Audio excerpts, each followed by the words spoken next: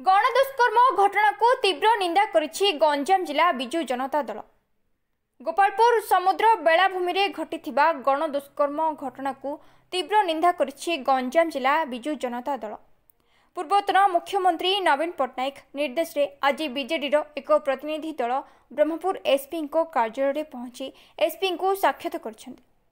गोपालपुर निर्वाचन मंडली रे एभली गणदुष्कर्म घटना एक मासरे दुईटी होई गलानी। तेणु आईन श्रृंखला परिस्थिति संपूर्ण रूपे विपर्यस्त हो पड़ी।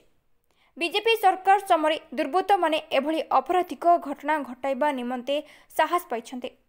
पुलिस पेट्रोलिंग कड़ाकड़ी करा जाउ नथिबा जोगु अपराधी माने सक्रिय होई गोटिए परे गोटिए अपराधिक घटना घटाउछन्ते।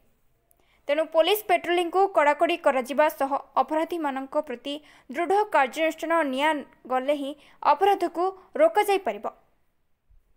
एही अपराध बंद नहले आगामी दिन में बीजेडी आंदोलन पर राजरास्ता को ओह्लाइब बोली कहिसंती बीजेडी रो प्रतिनिधि माने।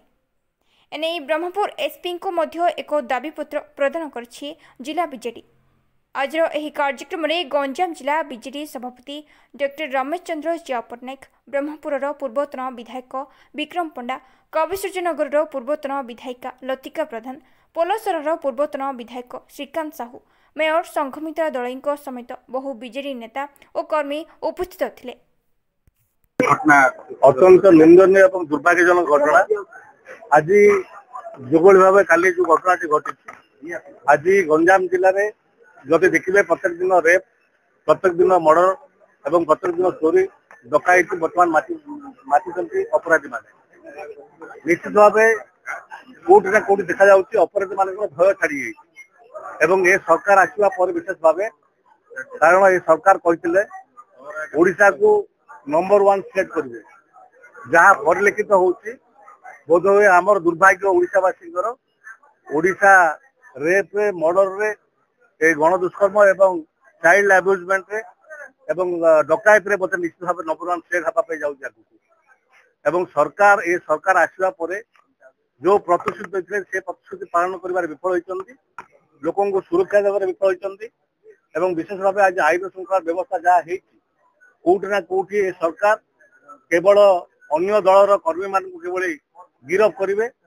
से पुलिस प्रशासन को लगौन काम लगौन एवं जी नाली गामछा पके जय श्रीराम कहला जो भी अपराध कले ताकू माफ एवं मंत्री एरिया रे जी प्रतिनिधित्व कर गोपालपुर से कैबिनेट मंत्री तीन विभाग मंत्री अति संवेदनशील और दुर्भाग्यजनक तांकर प्रतिक्रिया गोटे आप देखिले अल्प दिन तले 2टी दुष्कर्म है काली गोपालपुर भली पर्यटन स्थल जो पर्यटन स्थल सारा पृथ्वी ना रही गोपालपुर को लेकिन आम गंजामवासी कहीं ओडिशावासी गर्व अनुभव कर पर्यटन स्थल एक दुर्भाग्यजनक निंदनीय घटना घटवा गंजामवासी ये गोटे प्रश्नवाची एवं गंजाम ना गोपालपुर ना आज सारा विश्व दरबार में बदनाम ये सरकार दायी एवं स्थानीय प्रतिनिधि माने जदि प्रतिक्रिया प्रकाश करते जदि किभली पुलिस काम कर तागिद करते एवं तापर आलोचना करते बारंबार ये घटना घटाइवाई अपराधी माने साहस कर आपड़ देखिए विगत सरकार माननीय पूर्वतन मुख्यमंत्री नवीन पट्टनायक सरकार समय कौन वातावरण था आपण मैंने सांबादिकता अच्छी आपण मैंने समस्ते देखी 24 वर्ष भितर आम अपराध को किभली भाव नियंत्रण करते ये नवीन बाबू पर ये जो सरकार आसी जो सरकार लोक मान बहु प्रतिश्रुति देते आज ता प्रतारण में पलटि विशेष भाव आज लोक बाहर बुलवाई चलवाई घरे रही असंतुष्ट मन कर कारण डकायत राहजानी मर्डर एवं गैंगरेप रेप ये कार्यक्रम बढ़िबार लगी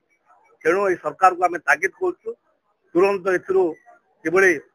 आईन श्रृंखला व्यवस्था के सुधर से दृष्टि दिंतु नचेत विजु जनता दल आगामी दिन में नवीन बाबू को नेतृत्व राजरास्ता को ओह्लैया बाध्य हो। अत्यंत दुर्भाग्यजनक विषय होती आप जानते 10 दिन गोपालपुर गोटे केस घटी पुणी एगेन से केस घटुची पुलिस केवल आरेस्ट करदे तार फल मिल ना आरेस्ट करेंगे जी क्राइम कर आरेस्ट करेंगे बड़ कथा कौन रहा किंतु आईन व्यवस्था प्रति जो क्रिमिनाल्स मान अच्छा जो मान क्रिमिनाल मेंटालिटी ଗ୍ରୋ କରୁଛି ସେମାନଙ୍କ ଭିତରେ ଯଦି ଭୟ ରହୁନାହିଁ ତେବେ ଆମେ ଏଇଟାକୁ ସଫଳତା ଆସିଛି ବୋଲି କହିବା ନାହିଁ। ଏବଂ ବିଶେଷ କରି ଆପଣ ଦେଖିବେ ପୂର୍ବ ସରକାରରେ ଆମେ ମହିଳା ମାନେ ଏତେ ସୁରକ୍ଷିତ ଥିଲେ ଯେକୌଣସି ଜାଗାକୁ ଯେକୌଣସି ମୁହୂର୍ତ୍ତରେ ଯାଇପାରୁଥିଲେ, କିନ୍ତୁ ବର୍ତ୍ତମାନ ଆମକୁ ଭୟ ଅବସ୍ଥା ଆସିଗଲୁଣି। ଆମେ ଆମ ଘର ପାଖକୁ ଗଲେ ବି ଆମେ ଯଦି ଦେଖିବୁ ଲାଇଟ୍ ଲାଗିଛି ନାହିଁ, ଆମେ ସୁରକ୍ଷିତ ଅଛୁ ନା ନାହିଁ, ତେବେ ଆମେ ଏଇଠି ରହିକି କେତେ ନ ରହିକି କେତେ, ସେଥିପାଇଁ ଦୁଃଖର ସହିତ ଆମେ ପ୍ରକାଶ କରୁଛୁ ଏବଂ ମୁଖ୍ୟମନ୍ତ୍ରୀଙ୍କୁ ଆପଣମାନଙ୍କ ଦ୍ୱାରା ଜଣେଇବାକୁ ଚାହୁଁଛୁ, ଯଦି ହେ ମୁଖ୍ୟମନ୍ତ୍ରୀ ଆପଣ ଯଦି ସୁଶାସନ କରିବାକୁ ଚାହୁଁଛନ୍ତି ପ୍ରଥମେ ନାରୀ କି ସୁରକ୍ଷା ମାନେ ଏ ଯୋଉ ସୁଭଦ୍ରା ଯୋଜନା ଆଉ ବ୍ୟବସାୟିକ ଯୋଜନା କରୁଛନ୍ତି ଯାହା ବି କରୁଛନ୍ତି, କିନ୍ତୁ ପ୍ରଥମେ ସୁରକ୍ଷା ଦିଅନ୍ତୁ। ସୁରକ୍ଷା ଯଦି ନ ଦେବେ ତାହେଲେ ଏଇ ସବୁ ଯୋଜନା ମାନେ ନଷ୍ଟ ହେଇଯିବ। ସେଥିପାଇଁ ଆପଣ ମାନଙ୍କଠୁ ଆଶା କରୁଛୁ। ଅଦରୱାଇଜ ଆମେ ଏଥର ବିଜୁ ଜନତା ଦଳ ମହିଳା ଆମେ ଏଥର ଡିସାଇଡ୍ ନିଶ୍ଚୟ କରିଛୁ, ଯଦି ୟା ପରବର୍ତ୍ତୀ ସମୟରେ ଆଉ କିଛି ବି ହୁଏ ଆମେ ରାଜରାସ୍ତାକୁ ଓହ୍ଲାଇବାକୁ ବାଧ୍ୟ ହବୁ। ଗୋଟେ ବର୍ଷର ମୋଦି ଆଉ ମୋହନ ସରକାରଙ୍କର ଗୋଟେ ବର୍ଷକର ଆଚିଭମେଣ୍ଟ ହେଲା ବହୁତ ଗୁଡାଏ ରେପ୍, ଯୋଉଟା କି ମାଇନର ଚାଇଲ୍ଡ ଆଉ ୟଙ୍ଗ ଲେଡି ଏ ସମସ୍ତଙ୍କ ଉପରେ ଯୋଉ ଅତ୍ୟାଚାର ହଉଛି, ଏ ସରକାର ଅତ୍ୟାଚାରର ସରକାର ହେଇଯାଇଛନ୍ତି। ଆଉ ହୋମ ଡିପାର୍ଟମେଣ୍ଟ ମଧ୍ୟ ସମ୍ପୂର୍ଣ୍ଣ ଭାବରେ ନିରବଦସ୍ତା ହେଇଯାଇଛି। ହୋମ ଡିପାର୍ଟମେଣ୍ଟ କୁ ତାଙ୍କର ନେତା ମାନେ ବ୍ୟବହାର କରୁଛନ୍ତି କେବଳ ସୁରକ୍ଷା ଆଉ ସିକ୍ୟୁରିଟି ପ୍ରୋଟୋକଲ ରେ ବ୍ୟବହାର କରୁଛନ୍ତି। ସାଧାରଣ ଜନସାଧାରଣଙ୍କର ସୁରକ୍ଷା ପାଇଁ ପୋଲିସ ଡିପାର୍ଟମେଣ୍ଟ କମ କାମ କରୁଛନ୍ତି, ବରଂ ଅଧିକ କାମ କରୁଛନ୍ତି ଏଇ ଯୋଉ ନେତାଙ୍କୁ ସୁରକ୍ଷା ଦବାରେ, ଯାରି ପରିଣାମ ହଉଛି ଏଭଳିଆ ଏତେ ଦୁର୍ଘଟଣା ଘଟୁଛି ଏବଂ ତା ସହିତ ଏତେ ମାତ୍ରାରେ ବଳାତ୍କାର ମାତ୍ରା ବଢି ଯାଇଛି, ଯୋଉଥିରେ ଖୁଲମ ଖୁଲା ସେମାନେ ସାହସ କରିପାରୁଛନ୍ତି ଆମେ ଅମକ ଲୋକର କର୍ମୀ, ଆମେ ସମକ ନେତାର କର୍ମୀ କଥା କହିକି ସେମାନେ ପୋଲିସକୁ ଧମକ ଚମକ ମଧ୍ୟ ଦଉଛନ୍ତି। ପୋଲିସ ମଧ୍ୟ ନିଜକୁ ଅସୁରକ୍ଷିତ ବୋଧ ହୁଏ କୋଉଠି ମଣୁଛନ୍ତି, ଯାରି ଫଳରେ ଏ ଘଟଣା ସବୁ ଘଟି ଚାଲିଛି। ଆଇନ ଶୃଙ୍ଖଳା ବିପର୍ଯ୍ୟୟ ଆପଣ ମାନେ 24 ବର୍ଷ ନବୀନ ବାବୁ ସରକାରରେ ଦେଖିଥିଲେ ପୁଲିସ କି ସମ୍ପୂର୍ଣ୍ଣ କ୍ଷମତା ଦିଆଯାଇଥିଲା। ବର୍ତ୍ତମାନ ପୁଲିସ ହାତ ଗୋଡ ବାନ୍ଧି ବସିଛି ବିଜେପି ନେତାମାନଙ୍କ ଯୋଉ କର୍ମ ସେମାନଙ୍କୁ ସାହାଯ୍ୟ ସହଯୋଗ ଭିତରେ କରୁଛି। ତେଣୁ ଆଜି ଗଞ୍ଜାମ ଜିଲ୍ଲାରେ ଆଇନ ଶୃଙ୍ଖଳା ବିପର୍ଯ୍ୟୟ। ଆପଣ